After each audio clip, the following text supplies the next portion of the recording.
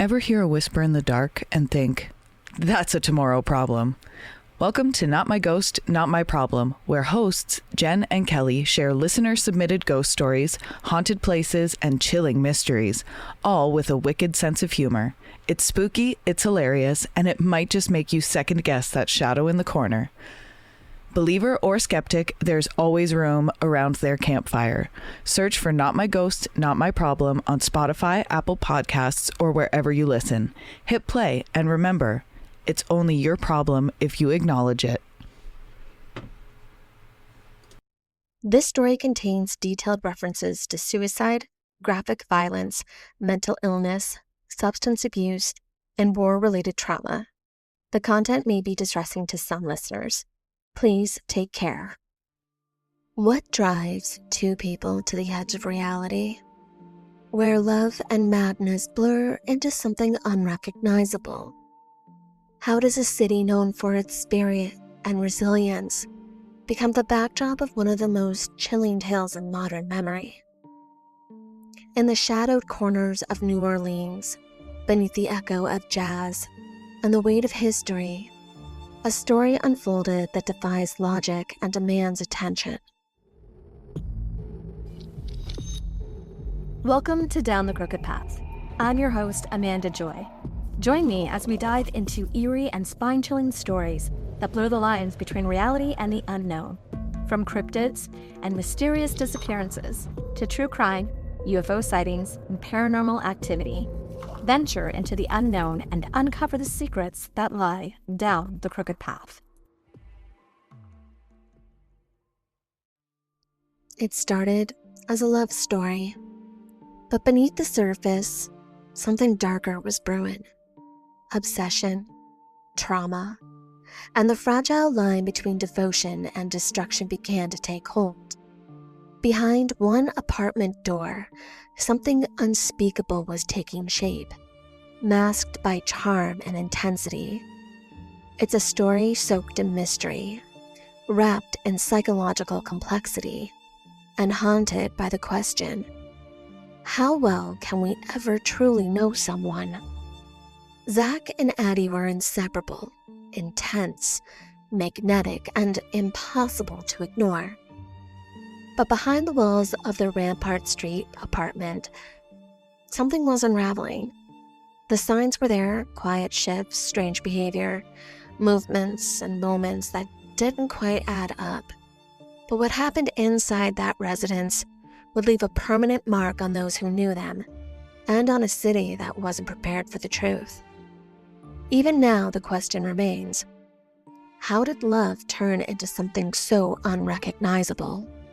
On the evening of October 17th, 2006, staff at the Omni Royal Orleans Hotel in New Orleans noticed something alarming on the roof of the parking garage below.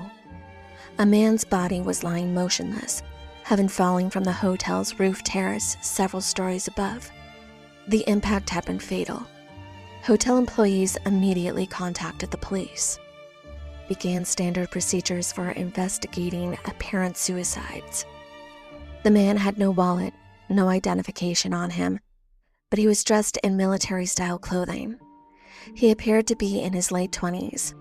As they searched his pockets, they found a plastic bag labeled, "For police only." Inside was a folded, handwritten note and a pair of military dog tags. The name on the tags was Zack Bowen. The note was brief and direct.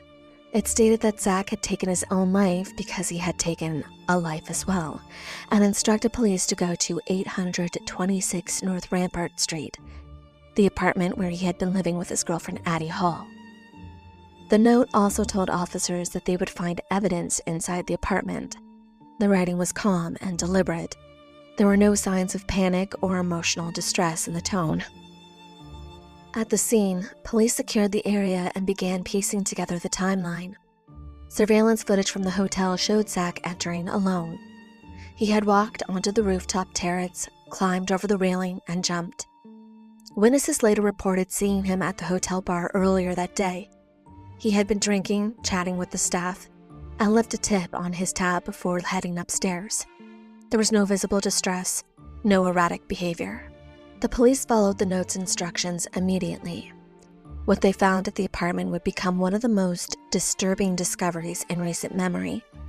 But at the moment, standing on the rooftop of the parking garage, the focus was still on Zack Bowen, his final decisions, the note that he left, and the quiet unraveling of a story that had only just begun. Zack Bowen was born in California in 1978. His parents divorced during his teenage years, and after the separation, he lived with his mother. Just before turning 18, Bowen took a road trip with his father across several states. Their final stop was New Orleans, and Bowen decided to stay in the city, dropping out of high school. His father agreed, but not long after, his father left New Orleans, effectively abandoning him there. Bowen began work in the French Quarters, where he found employment as a bartender. He was described by acquaintances as shy, humorous, and sociable. He listened to metal music and enjoyed playing the guitar and drums. He was known to joke around and was generally well-liked by coworkers and friends.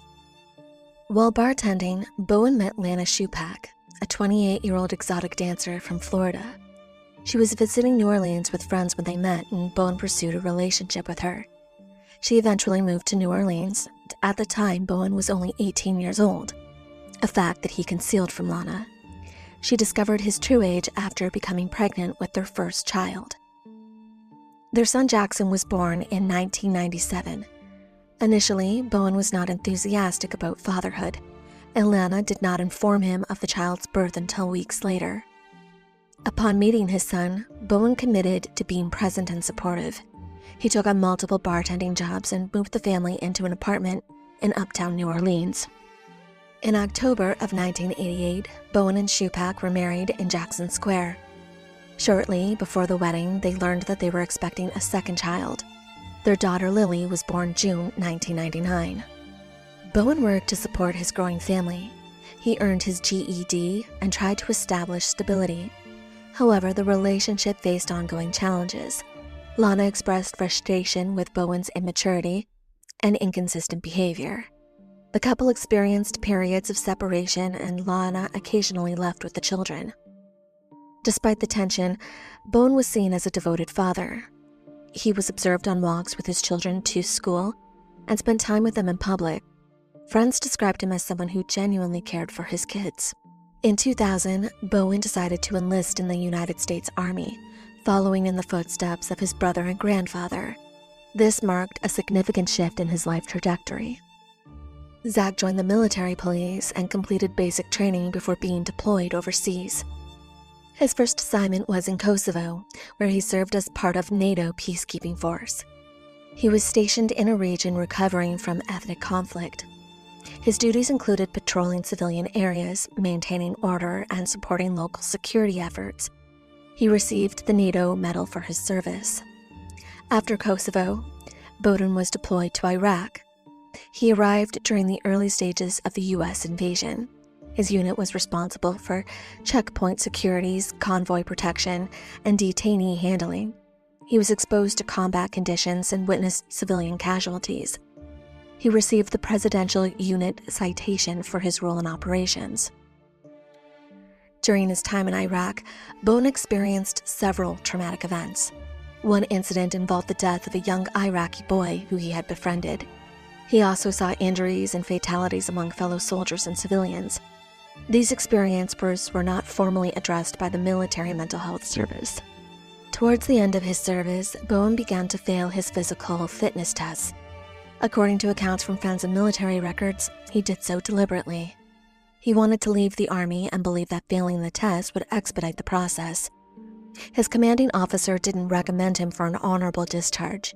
Instead, he was issued a general discharge. This decision disqualified him from receiving education and health benefits. Bowen expressed frustration and bitterness about the outcome. He believed his services had not been properly recognized. The general discharge marked the end of his military career. He returned to New Orleans and resumed work in the French Quarter. Friends noticed changes in his behavior. He became withdrawn and showed signs of emotional distress. He spoke about his time overseas with a mix of pride and resentment. In 2004, Zack and Lana's marriage came to an end. After returning from Iraq, Bowen's behavior had changed. He was withdrawn, irritable, and emotionally distant. Lana described him as a different person than the man she had married. The couple attempted to reconcile but were unsuccessful. Lana filed for divorce and moved out with their 2 children, and Bowen remained in New Orleans and continued to work in the French Quarter. Shortly after the separation, Bowen met Addie Hall. She was a bartender and poet known for her eccentric personality and artistic lifestyle. Hall had a reputation for being outspoken and unpredictable. She too lived in the French Quarter and was part of the subculture that embraced nonconformity and creative expressions. Addie Hall had a history of trauma. Friends reported that she had experienced abuse earlier in life. She struggled with mental health issues, including depression and anxiety, and Hall often used alcohol to cope with emotional distress. She had violent outbursts and periods of isolation, and despite these challenges, she was described as charismatic and fiercely independent. Friends say that she had difficulty maintaining stable relationships and often pushed people away. She wrote poetry and participated in local art shows. She had a reputation for being fiercely self-reliant and resistant to authority. Her behavior could be erratic, but she was also seen as generous and loyal to those she trusted. Bowen and Hall began dating in July of 2005. Bowen told his mother that he had found his soulmate, and the relationship moved quickly. They spent most of their time together and were seen around the French Quarter. Their friends described the couple as passionate but volatile. Their arguments were frequent and intense. They broke up and reconciled multiple times, and the relationship was marked by heavy drinking and drug use. Both Bowen and Hall had untreated mental health issues. Bowen showed signs of post-traumatic stress disorder. Hall exhibited symptoms from emotional instability. Their connection was strong but unstable, and friends expressed concern about the intensity of their fights and the unpredictability of their behavior. In August of 2005, Hurricane Katrina approached New Orleans with mandatory evacuation orders issued across the city. Zack and Addie chose to stay behind. They remained in Addie's apartment in the French Quarter, one of the few areas spared from catastrophic flooding. But the neighborhood was left without power, running water, or basic services. Most of the residents had fled, the streets were empty. Silence was only broken by the occasional patrol car or distant siren. Both Bowen and Hall worked as bartenders in the French Quarter. After the storm, they returned to their jobs as the city slowly reopened. They served drinks to returning locals and tourists. Their presence behind the bar became familiar, and regulars quickly noticed the tension between them. Their substance use escalated. Alcohol became a daily routine. Cocaine was used reportedly by friends. The couple's behavior grew more and more unstable, and they fought often, their arguments often spilling out into the streets. Neighbors would hear shouting and glass breaking, and friends noticed bruises and emotional outbursts. The relationship was volatile, and yet they remained together. It's at this time that Bowen became jealous of Addie's interactions with male customers. She flirted to earn tips, a common practice among bartenders in the French Quarter, and Bowen resented it. He accused her of disrespecting their relationship, but at the same time, he was exploring his own sexuality. He had been cheating on Addie with both men and women. Addie discovered the affairs and was furious. She viewed his involvement with men as a deeper betrayal. Friends said she took it as a personal insult, and their fights became more and more frequent and even more intense. As the city began to recover, the atmosphere changed. Businesses reopened, residents returned, and the French Quarter filled with noise again. Bowen reconnected with his children, and he began spending more time with them. He wanted to be present in their lives, and this became a source of tension between him and Addie. Addie resented this shift. She had grown used to having Bowen to herself, and she viewed his time with his children as a threat to their relationship. She accused him of being dishonest and questioned his loyalty. Again, this increased their fighting. Friends noticed changes in Addie's demeanor. She became more withdrawn, drank more, and spoke about ending the relationship. Bowen, on the other hand, tried to balance both worlds. He worked long shifts and visited his children, and he returned to Addie's apartment each night. The strain, however, was visible. He had started to lose weight and stopped returning phone calls. He spoke less, and this only added to Addie's suspicions. She would search his belongings, and she became known for starting public arguments with him. In October of 2006, Zack, Bowen, and Addie Hall moved into a new apartment on 826 North Rampart Street, located above a voodoo spiritual temple. The building was old and shadowed by history, known for its spiritual associations. Bowen provided the first and last month's rent. He viewed the move as a commitment, a chance to restart the relationship. But Addie had other plans. When it came time to sign the lease, Addie insisted on putting only her name on the document. She told the landlord that she would be signing the lease alone and that Zack wouldn't be signing at all. She believed that he had been cheating and didn't want to be legally tied to him. When Zack found out, he was furious. He saw the lease exclusion as a rejection. The argument escalated quickly, and Addie began shouting about his infidelity. She accused him of sleeping with other women and with men, called him a liar, and said that he had humiliated her. Then the fight turned violent.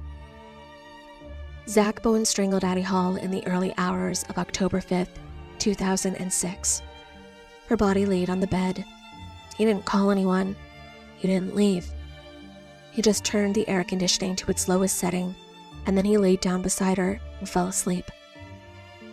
When he woke, he went to work. He served drinks. He smiled at customers. He returned home to the apartment each night. The body remained untouched. The room was cold, the windows were closed. He stayed there for days. Eventually, Bowen withdrew $1,500 from his bank account. He spent the next 2 weeks in the French Quarter, buying drugs, paying for lap dances, tipping generously, drinking heavily. He visited strip clubs and bars and told his friends he was celebrating. He said nothing about Addie. Then, on October 17, 2006, Zack Bowen walked into the Omni Royal Orleans Hotel, ordered a drink, paced against the terrace, and then he looked down at the parking garage below before he jumped. The note in his pocket told the police where to go next. 826 North Rampart Street. The police entered the apartment above the voodoo spiritual temple. They slowly climbed the narrow staircase.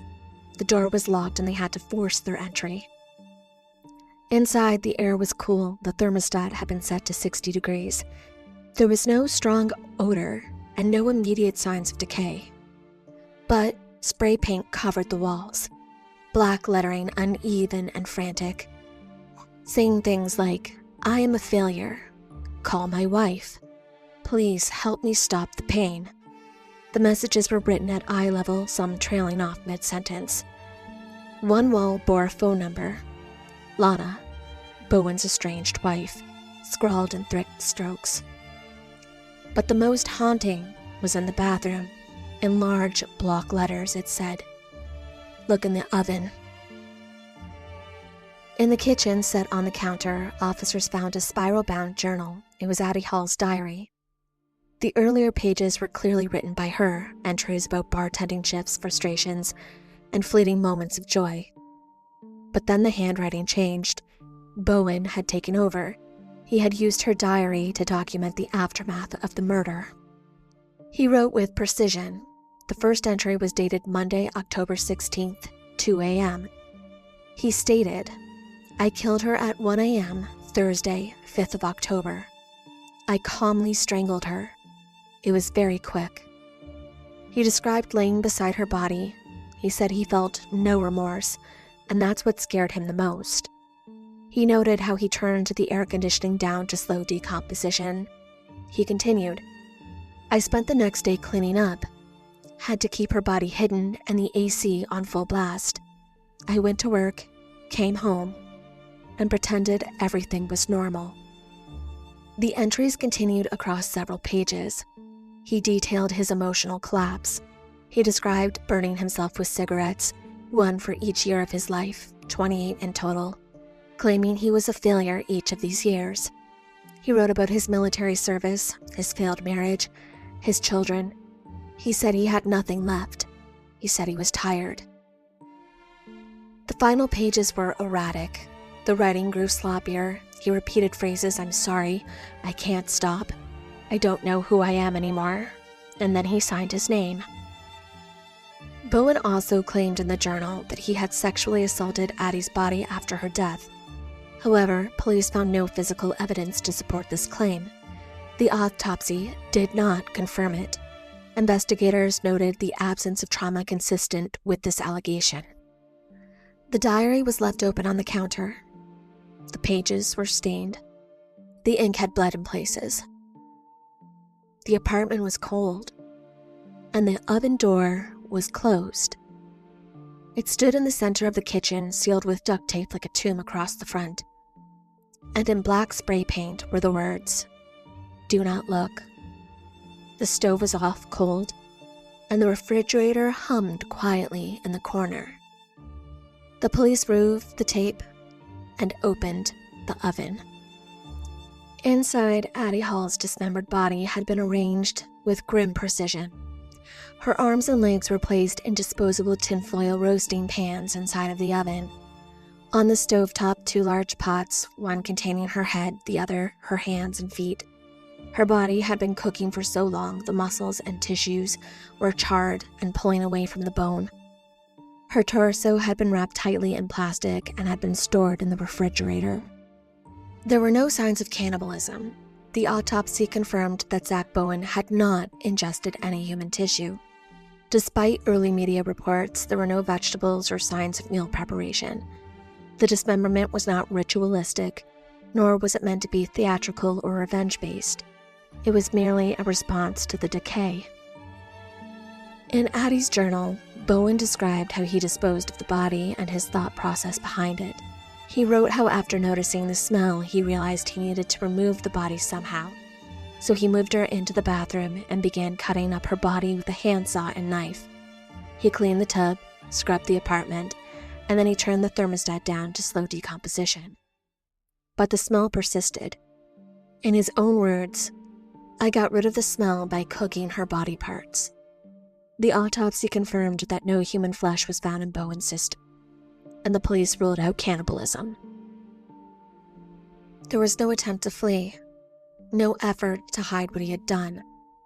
The apartment remained undisturbed for days, the horror methodically arranged, waiting in silence to be discovered. But Rampart Street wasn't the last place in New Orleans to bear witness to a love story turned violent. Years later, another brutal killing would surface, one that felt eerily familiar. What made it more unsettling wasn't just the method or the media frenzy that followed, but the fact that the suspect had once known Addie Hall. Their paths had crossed in the city's undercurrent of artists, drifters, and dreamers. And now, that connection would resurface in a case even more fragmented than the last. In the early morning hours of June 6, 2012, Jaren Lockhart stepped out of a Bourbon Street club and into the humid New Orleans night. She was 22 years old, a dancer, a mother, and by all accounts, exhausted. The shift had been slow, tips were thin, and rent was due. She was seen leaving with a couple, Margaret Sanchez and Terry Speaks, who had been lingering in the club asking dancers if they would come to a private party. Lockhart agreed. She never came back.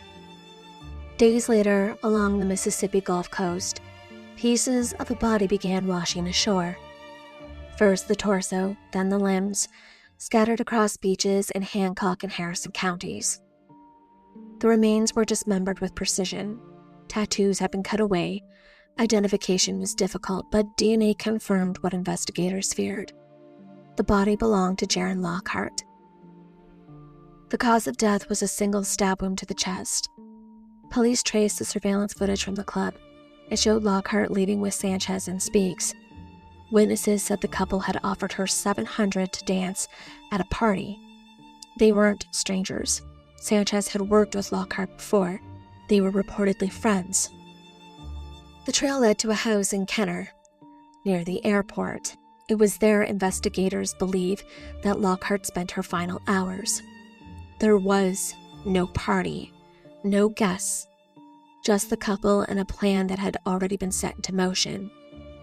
What followed was the killing a dismemberment, and a disposal. And then came the connection, one that sent a chill through everyone familiar with New Orleans' dark history. Margaret Sanchez, one of the people charged in Jaron Lockhart's murder, had once been close friends with Addie Hall. Before Addie's own murder in 2006, before Zach Bowen left her dismembered body in their apartment on North Rampart Street, she and Margaret had danced together on Bourbon Street. They ran in the same circles, worked in the same clubs, and shared the same chaotic energy that defined the French Quarter in the years after Hurricane Katrina. The parallels were impossible to ignore. Two women, both dancers, both bartenders, both drawn into violent relationships, both dismembered, both connected, but not by circumstances, by friendship. This eerie overlap between the deaths of Addie Hall and Jaron Lockhart has fueled speculation ever since. Some believe Margaret was deeply affected by Addie's murder. Others wondered if the violence she later committed was a twisted echo of what had happened to her friend. Whether a horrifying coincidence or something more disturbing, the connection between these two cases remains one of the most unsettling chapters in the city's recent history. As the account of Zack and Addie was shared, additional elements emerged, some stemming from unverified stories rather than established facts.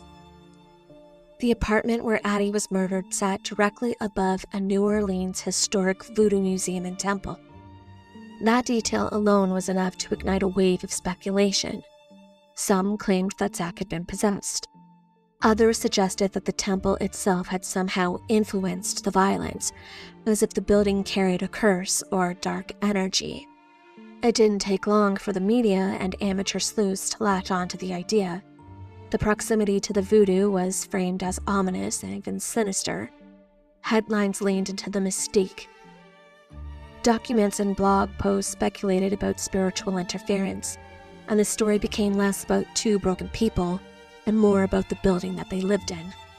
But in doing so, the narrative veered into dangerous territory, misrepresenting an entire spiritual tradition and reinforcing long-standing stereotypes.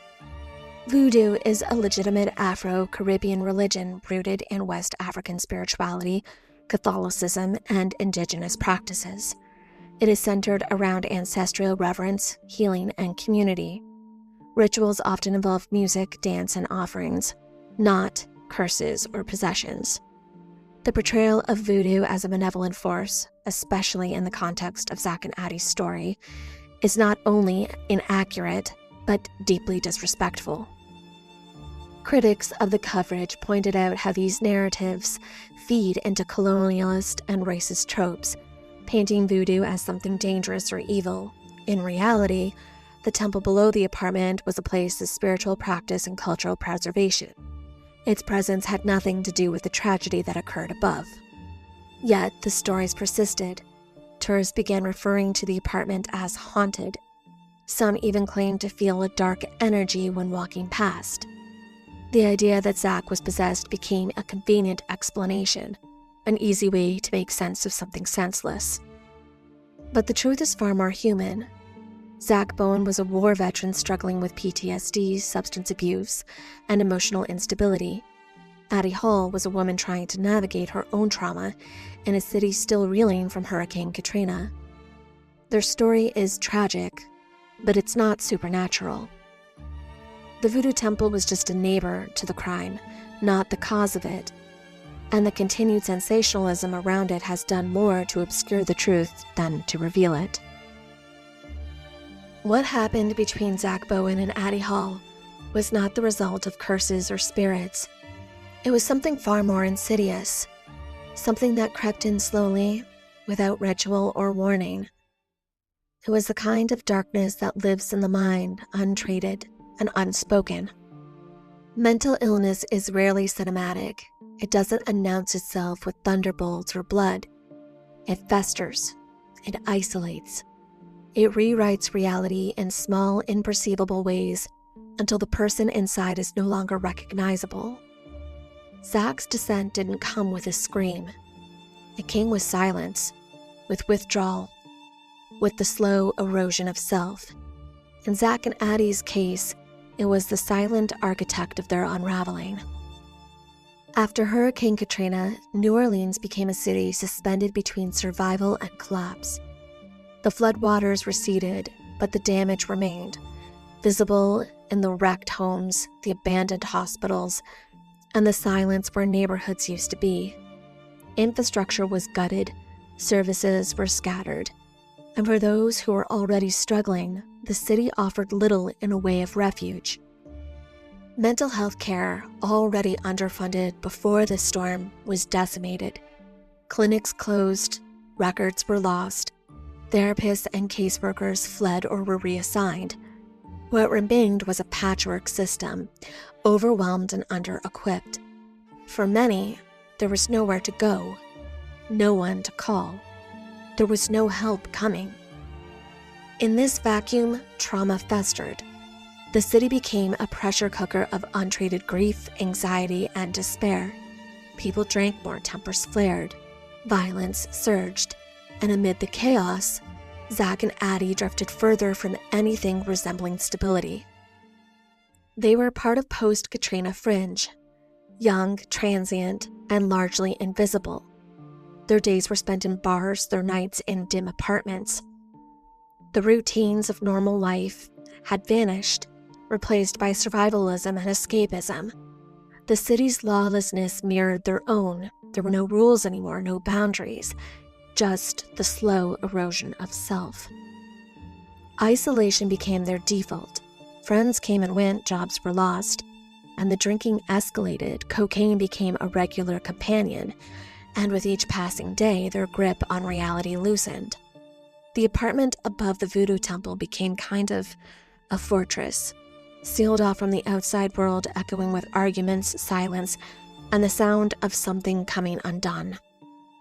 The tragedy of Zack and Addie wasn't just personal, it was systematic. They were casualties of a city in crisis, of a mental health system that had already collapsed under the weight of disaster. Their story is not just about two people.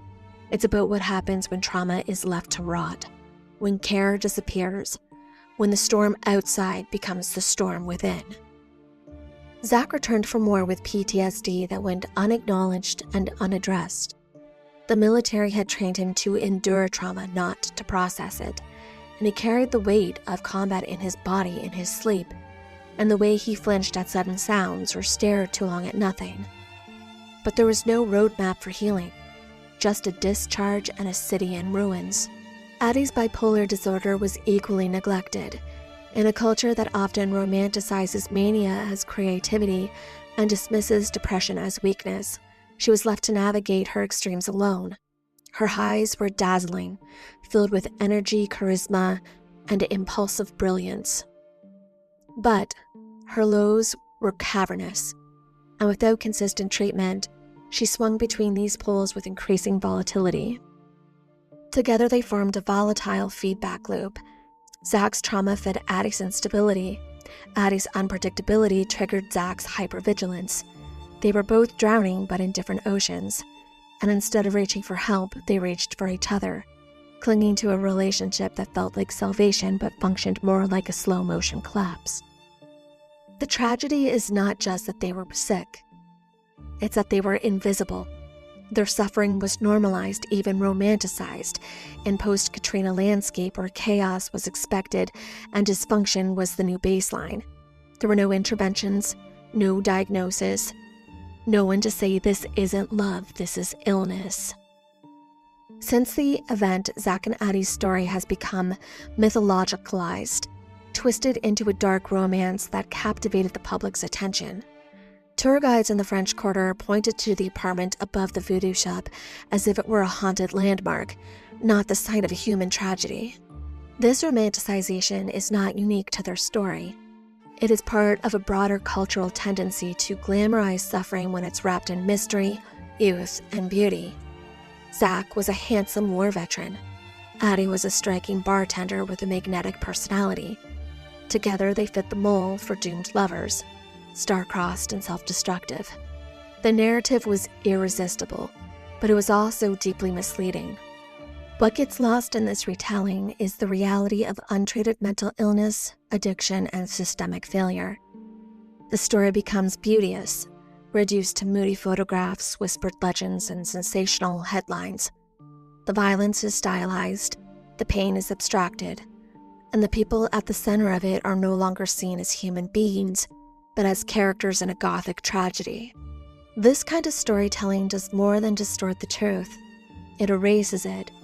It allows society to consume trauma without confronting its causes. It turns suffering into entertainment and ignoring the systems that perpetuate it. Zack and Addie didn't die because of passion. They died because they were sick, unsupported, and invisible in a city that had lost its safety nets. Tourism thrives on stories like theirs. The apartment becomes a stop on ghost tours. The crime scene has become lore. But no one talks about the lack of mental health resources, the trauma of war, the instability of bipolar disorder, or the way that Katrina left thousands psychologically stranded. The real horror isn't the crime, it's the silence that preceded it. The apartment of Zack and Addie, where their story ended, is now a part of a guided tour. Visitors shuffle through the narrow hallway above the voodoo temple left by narrators. Some come out of morbid curiosity. Others are drawn by the allure of the macabre. But few leave with a deeper understanding of what really happened there. In recent years, the commercialization of their story has reached unsettling extremes. Tour companies have added theatrical props, fake blood splattered on the walls, dim lighting to mimic the crime scene, even mannequins posed to suggest the final moments. It's not history, it's horror theater, and for many locals, it's gone too far. New Orleans has always leaned into its dark past. The city's identity is steeped in ghost stories, voodoo legends, tales of murder and mystery. But there's a line between honoring history and exploiting pain. When tragedy becomes a theme park attraction, something sacred is lost. The humanity of the victims, the complexity of the circumstances, and the dignity of the dead. Residents and mental health advocates have voiced their outrage. They argue that the tours trivialize suffering, sensationalize mental illness, and ignore the systemic failures that led to the tragedy. Instead of educating the public, they entertain it, reducing a deeply personal story to a grotesque spectacle. The apartment isn't a haunted house. It's a former home, a place where two people struggled, loved, and ultimately broke. This kind of spectacle reflects a broader discomfort with confronting real pain. It's easier to dress it up in blood and shadows than to talk about PTSD, bipolar disorder, addiction, and the collapse of care systems. But until we shift the narrative from shock to understanding, from voyeurism to empathy, we risk repeating the same mistakes. We risk turning every tragedy into a commodity. Zack and Addie's story deserves more than props and ticket sales. It deserves reflection, accountability, and most of all, a commitment to ensuring that others don't fall through the same cracks. Zack and Addie's story is not just a cautionary tale. It's a mirror. It reflects the fractures in our system, the silence around mental illness, and the ease with which tragedy can be consumed rather than understood. Their lives were marked by beauty and pain, by love that burned too brightly, by a city that couldn't hold them. But in remembering them, we have a choice. We can choose to look beyond the spectacle, to see the human beings behind the headlines, the suffering beyond the myth. We can demand better care, deeper connections and compassion, and stories that honor truth over trauma. We can build systems that catch people before they fall. New Orleans will always be a city of shadow and light, of music and mourning. Its stories are stitched into the cobblestones, whispered through the oaks, and carried on the river. Zack and Addie are a part of that tapestry now, not as ghosts, but as reminders of what happens when we turn away, and of what's possible when we choose to see. So let the mysteries guide your way. Let them teach you to look deeper, to ask harder questions, and to hold space for the stories that ache. Let their memory be a call, not to fear the darkness, but to light a candle within it. As the lantern flickers, this is Amanda Joy. For more haunted histories, whispered truth, and stories that linger, be sure to follow me on TikTok and on Instagram, @DownTheCrookedPath.